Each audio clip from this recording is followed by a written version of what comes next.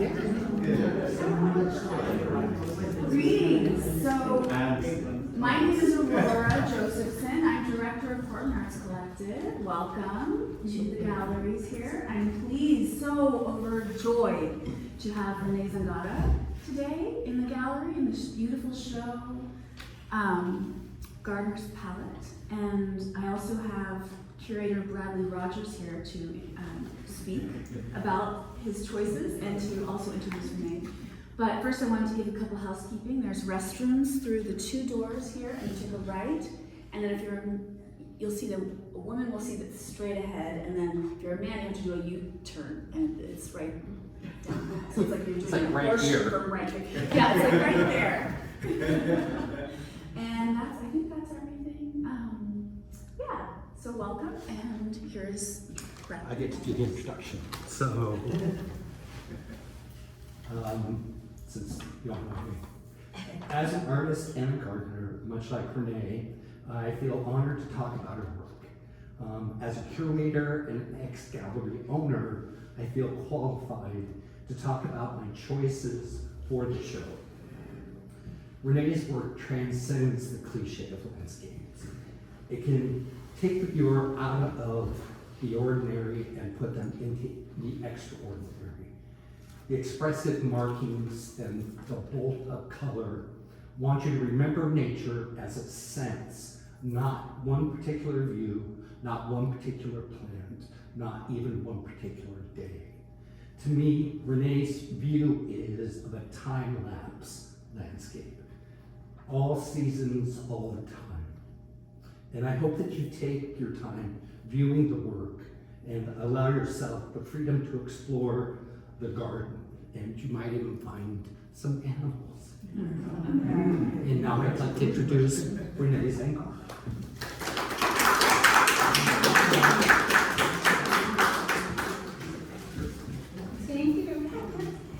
Thank you everyone for coming. I want to give you a little bit of a background about my relationship with Aurora and Brad. I met Aurora during the pandemic when she came to the studio to interview me.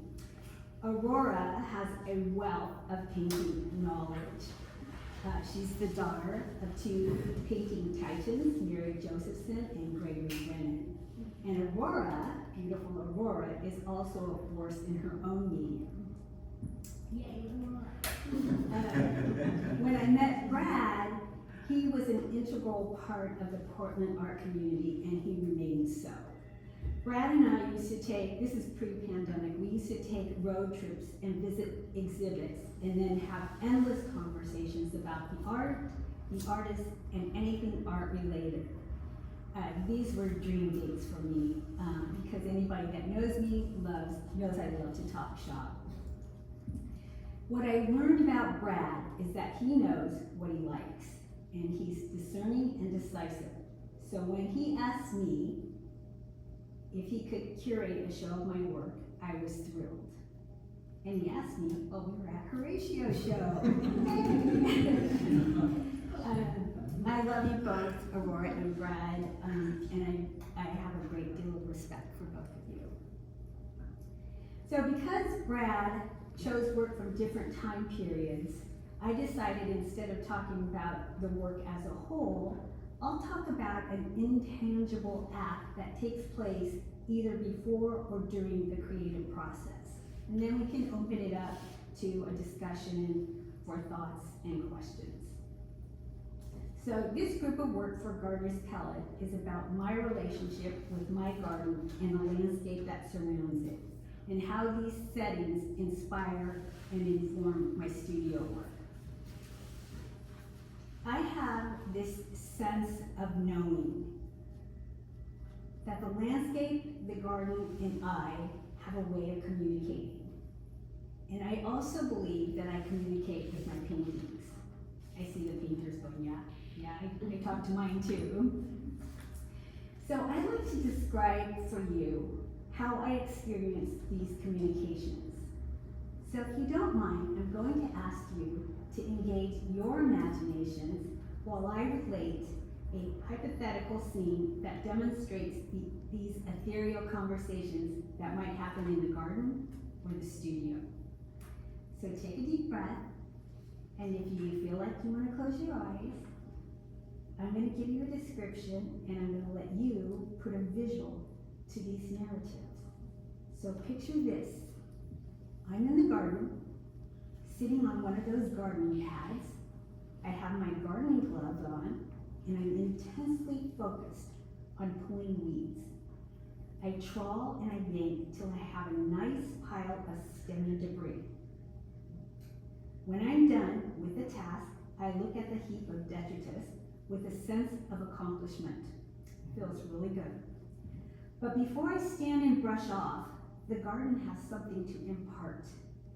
And it goes something like this. The garden whispers, wow, look at how that pile of stems, stalks, and sticks intersect. It's a tangled network of lines, loops, and dots. It looks so freaking cool, right? Renee, maybe you could take a photo of all that gorgeousness.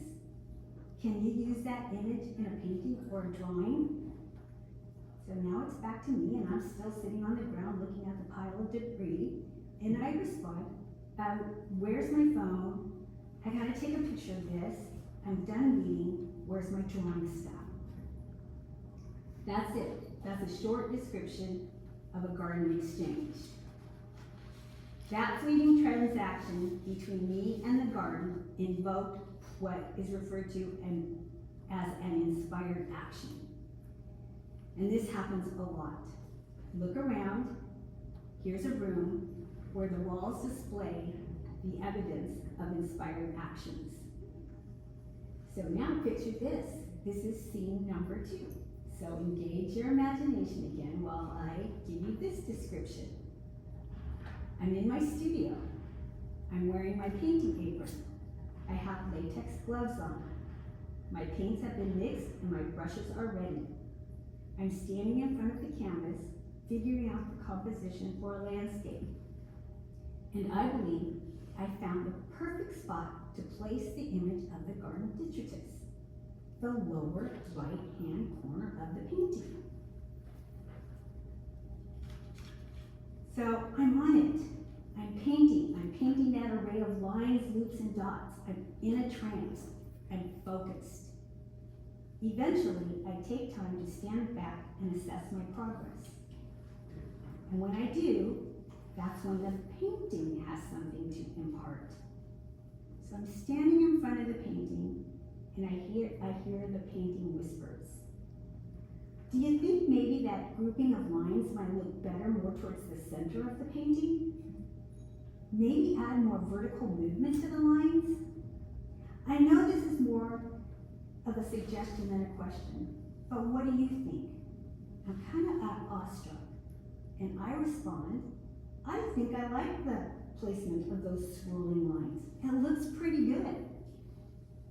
And the painting responds, the painting whisper says, do you want pretty good or do you want fabulous? Deep breath. I close my eyes, drop my chin, because I know what I have to do. Okay, come back. We're done with these imaginary, We're done with these imaginary scenes, and I hope you got some fun visuals out of that. These little chats and set situations take place in a nanosecond, and they're fractions of my studio process. They, the mystical conversations, are in the same category as inspiration, downloads, impulses, and intuition. And these concepts are part of a continuous stream of information, inquiries, suggestions, and insights.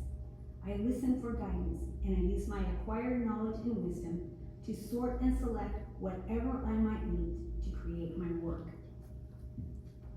My paintings are layered with color and texture.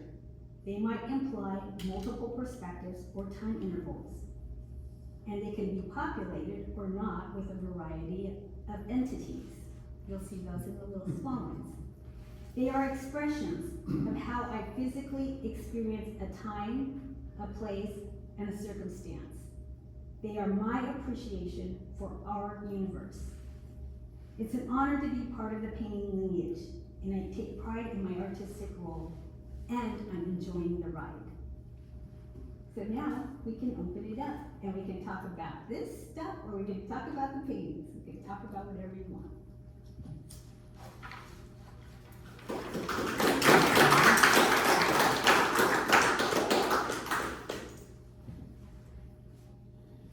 Yes, Horatio. Do you consider yourself an abstract painter, or that term doesn't really mean anything to you? I'm an abstract realist. Ah. How's that? A realist abstractor of life. Yeah, I think it's more identifiable. I feel like I know what that is. Maybe this talk went on wood over here, maybe that might take me a few more minutes, but I feel like these are pretty easy to enter, so I don't know if that's always the case with abstract work. But it can be, I guess. Yes, Peggy.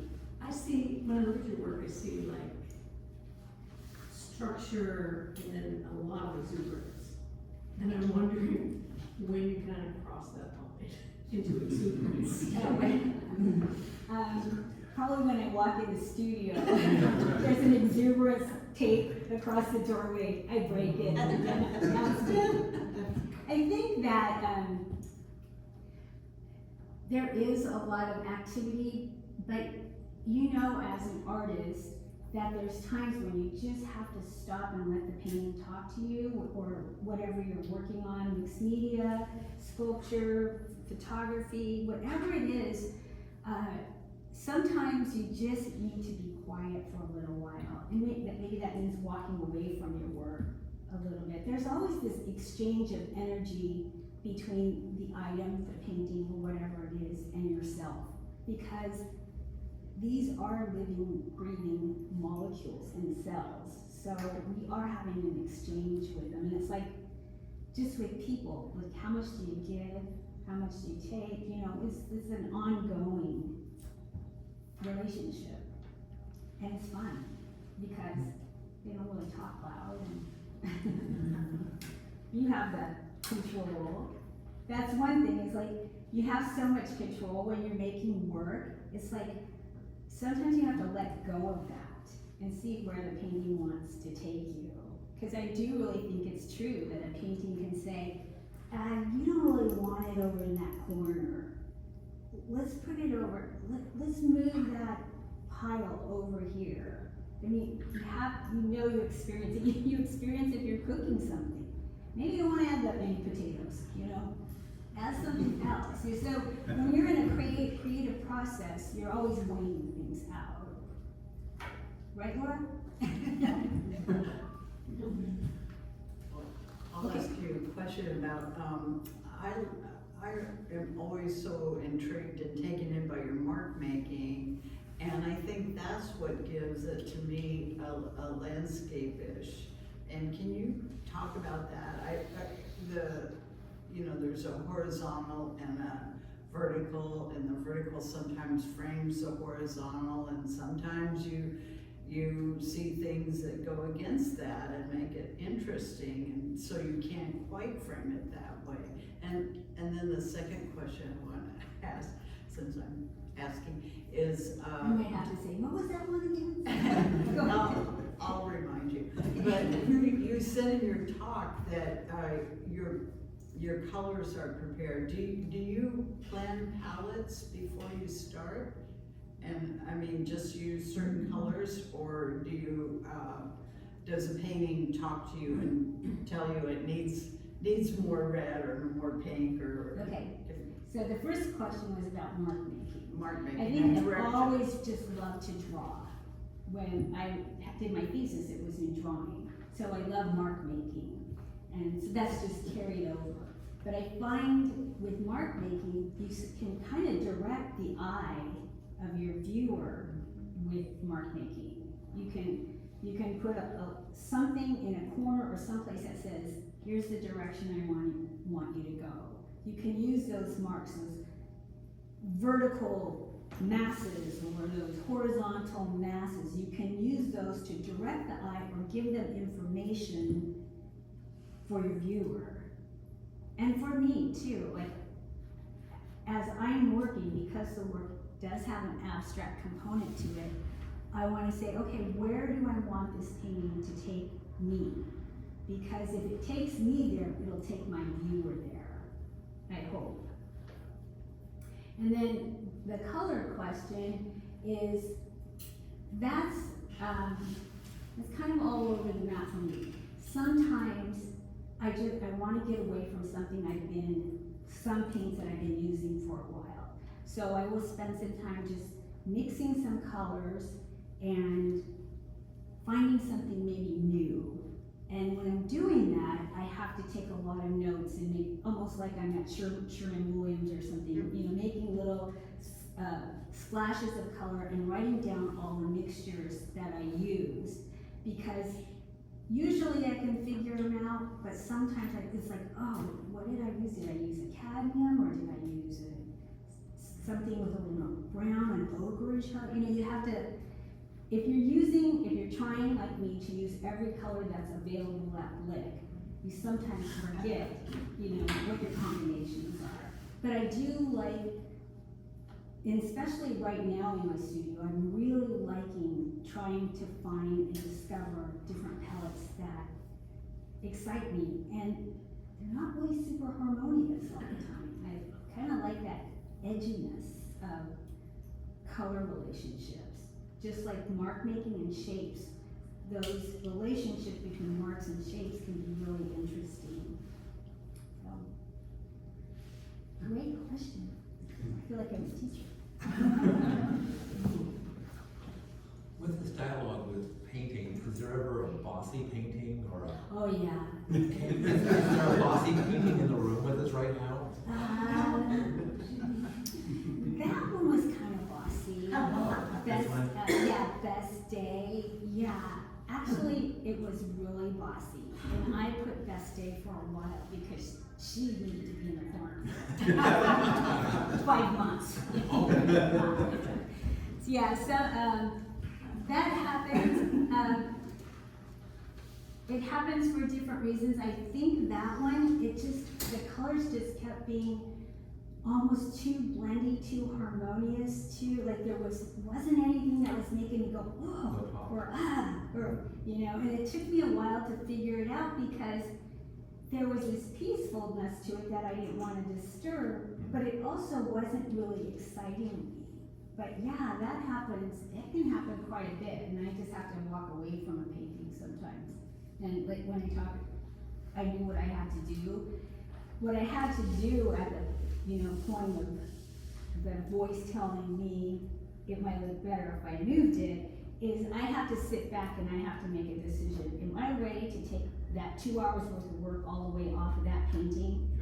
But you kind of know when you have to do it, and it's no fun. I mean, I'm sure in your work you're building something and something just doesn't fit right, but you go, it's good enough, it'll work, but you really know. Yeah. You really, really know. If I don't do this, probably the only person that would notice would be you, but you would not be happy with that. The artist is always right.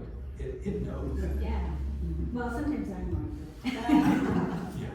Ask Alfie. Maybe corroborate that. What? Yes. Your work has a real freshness to it and kind of like you've just kind of made it. Oh, I did. And there's also a form of minimalism in a way because you're not filling everything in. You kind of leave some sense of, projection into the image. But my question is, how do you decide kind of when you're done? Like, because it's so easy to overwork things. That is a hard one sometimes. I think when I think I'm done, I have to turn it around and walk away from it and not look at it for a couple days. Because sometimes you know the work so well that you're not really looking at it. I also find that if I take a photo of it and look at it on a computer screen, it's really different for me than if I'm standing in front of it. And when I look at it on the computer screen, I see something that I totally miss in the painting. Like I might see, it's too congested over here. People are gonna get stuck there. I'm gonna get stuck there. I need some space. I need some breathing room. So that's a big conversation for me in paintings like these. I need breathing room in it. I like the congestion because it's energy and it's movement, but I also need a space to just take a breath. And so I have to walk away from it. And right now I'm working on a piece where I turn it around when I leave the studio at night. And then when I go back in, I turn it around without looking at it, and I walk clear to the other end of the room, and then turn around and look at it like, surprise! What do you have to say to me? You know, because it's just like when you give a talk almost, you know your work and stuff, but you have to like get really clear to deliver your messages. So it's like for me, when I want to show a painting, I want to be really clear with my visual message. As clear as I can be. I mean, you definitely can't please everybody or make people understand. I mean, I've got people say, oh, that's like way too much color. Like, that's okay, you know. I'm not gonna please you, but maybe your wife will.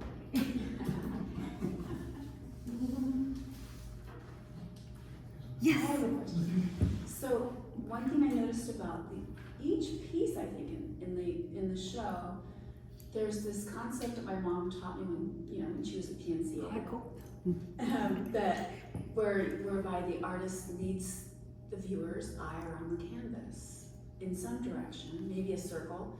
Well, I've noticed in your canvas you use different shapes, but you do seem to. I don't know if this is. I'm not going to speak for you, but do you try to lead the? Yeah. Okay. Yeah, I do. I just want to help you out a little bit. There's actually a term for that called repoussoir, and it's where you're using different, what's the word, devices, which could be lines or shapes or images, to help somebody move around a painting, and then maybe stumble or stop, but yeah. I think it's just kind of intuitive. You know, it's just kind of an intuitive thing more than always a plan. I think it's more intuitive because you're looking at your work and you're thinking, oh, I need to get over here, or how do I get there? How do I get from this corner to like somewhere over here kind of smoothly? How do I move around a painting with some ease, but I'm still interested? You know, like you're on a journey, you want it to be easy, but you want to have fun while you're in it. There's ease and there's adventure as well. There's an adventure walking around. Well, it's fun. I think it's fun. Like when Brad came over, I gave Brad free reign of my flat files and my stacks. And he picked out some work I hadn't seen in a while. I had never shown this work, and I had never showed the small paintings. And so after he picked out everything, I always make sure my work is really clean and is ready for exhibit. And I was looking at all these little ones, and I was like, oh my God, I forgot about this rooster. So right here, there's a rooster right here in this corner. And then I look and think, oh my God, I forgot about that rabbit. Yeah. And so there's those kind of things. And that one, Sailor's Garden over there, that's our house at the top of the hill. And then there's a boat with a little anchor on it. But you're not going to see most of those things unless you spend some time with it. I know I have paintings of other artists in my house, and I'll just be looking at them and go, what? I can't believe I didn't see that before. It's really fun. I have a really nice piece in our living room of Deb Stoner's work, and I look at it every minute and think, oh my God, is that a rabbit in there? But it's not. I just see rabbits in everything. Do you listen to music when you paint? Yes, absolutely. Yeah. Doesn't it change according to the paint? know I'll change the music, maybe just on and off, but I always have to have the music on. It soothes my dogs a little bit. That's who I have face-to-face conversations with most days. Leonardo and Monk. Oh, they're in my new paintings. They're not in new paintings, but all my animals are in some painting somewhere. Yeah. So they're good models. Yes, Rich. I'm curious, as when you're in conversation with your garden, how do you remember that conversation? Do you draw, paint, photograph? What do you bring back into the studio? Or how do you do that? When these things happen to me, usually they're really, really memorable. It's like, because they catch my attention. A really prominent visit was when I was doing the nap, before I started napping with monsters, which was the installation that the corner, the edited piece of that is in the corner. And it's kind of, the story that I used in the garden was based off what happened in that situation. And that's what was more of a download than an inspiration or just a thought. And I think of a download as having more information, and there's a little bit of a sense of urgency. So I was in the garden, and I was by obviously a peonies bush, and I had just cleaned up in my studio, and I went out there because it needed attention, and I was working around the peonies bush, and the inspiration of the idea, the inception, came floating in and said, you need to do something with these peonies. And it's like, what? And I thought, oh, that's a good idea. But I wasn't talking back to anybody because it was like a thought to me. I said, that's a good idea. And I kept working. Then it was like, you need to go make wallpaper right now. And I was like, go do this right now. It was like a command. And I felt myself like a robot. I took off my garden gloves and I walked into the studio and I started cleaning the studio out so I could roll out long sheets of paper. And I did that until I was ready to start priming the paper. Because the first piece of that was wallpaper. So I did the wallpaper. And then from then on, for the next year, it was, okay, now you need a wingback chair, go get it. You know, and it was those kind of things. So it was really memorable. I remember where I was sitting, I remember what I was doing, and I remember like, oh, go do this now. And does anybody here remember the show at the museum with John Frame? He had a very big exhibit there of these little sculptures. It was like the whole second floor, third floor, I can't remember. And it was just an amazing exhibit, and there was a video of him talking. And when we went to leave, I saw this man just kind of looking at all the people in the museum, and it was John Frame. And I recognized him because I had seen the video. So I went up to him and I said, are you John Frame? And his wife was saying, more, I remember that because of you. And he said, yes, and I said, this is just amazing. I saw your video. And that entire installation was a download. And it came to him one night, and he was up for the entire night writing verbatim the download. And then he employed his wife and his family to help him pull this piece of art together. It's a really incredible story. And I hear musicians talk about it all the time. Tom Waits has stories of hearing the downloads or hearing the inspiration. And they're memorable. They're memorable moments when you get that hit. Did I answer your question, or did I just go off to never? So you don't bring back a reference to the studio of any kind? Sometimes I do. Sometimes I'll bring it, like if I would find a nest, that's gonna come back with me. Or if I find something that I just think is so beautiful, I'll bring it back with me. But a lot of times I'll also return it to the earth, because I feel like that's where it belongs, not in a studio. So.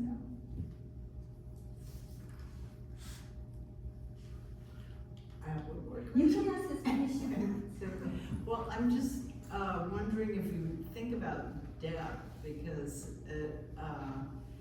sometimes that help. Well, I heard a lecture on Mark Rothko when he used to do like his workbench or recognizable objects, and then he made a leap into pure abstraction.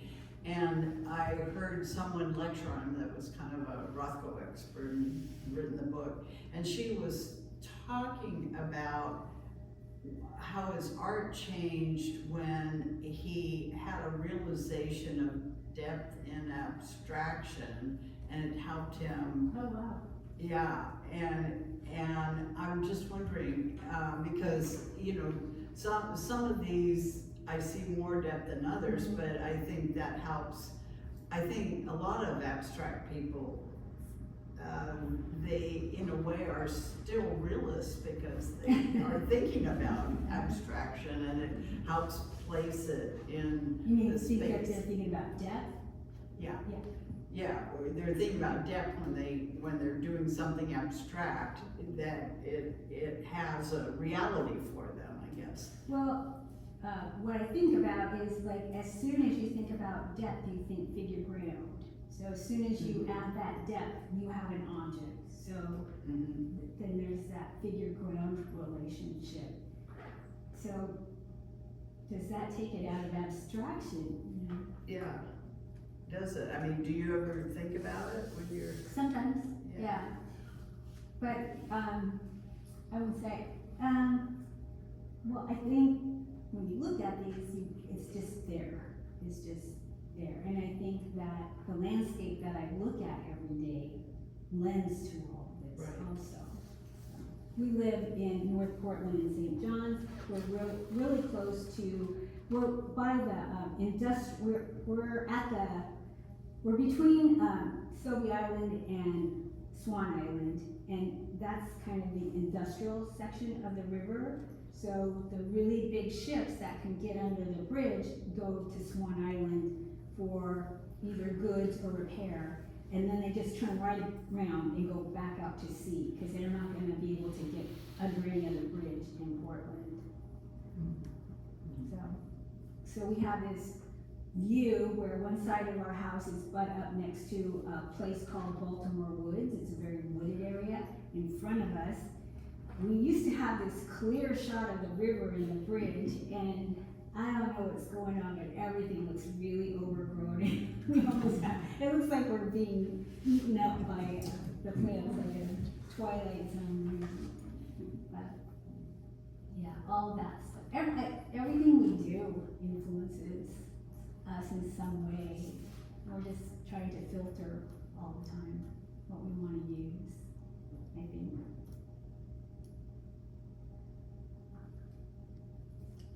At what point did you realize that the garden or the nature was going to be a muse of sorts? I think the garden said, we want you to paint us a little. I've always done that. I've always worked in the garden, and I've always drawn pictures of it. My very, very first show, my thesis exhibit, was of iris roots that I dug out of the ground. And I blew them up to be about, 12 feet high, and they became very figurative. You know what iris roots look like? They became very figurative. And that, it was a more abstract idea, but I don't know, I guess you just find stuff, you're not really sure why. It's part of that mystery, like what interests you and what doesn't. And even with the garden, like what in the garden? You know, you could just pick out certain elements of it. For me, it's like just the whole thing, because I like all that stuff. You know, I am not a minimalist at all, and I'm proud of it. I like stuff. Is that good? Yeah.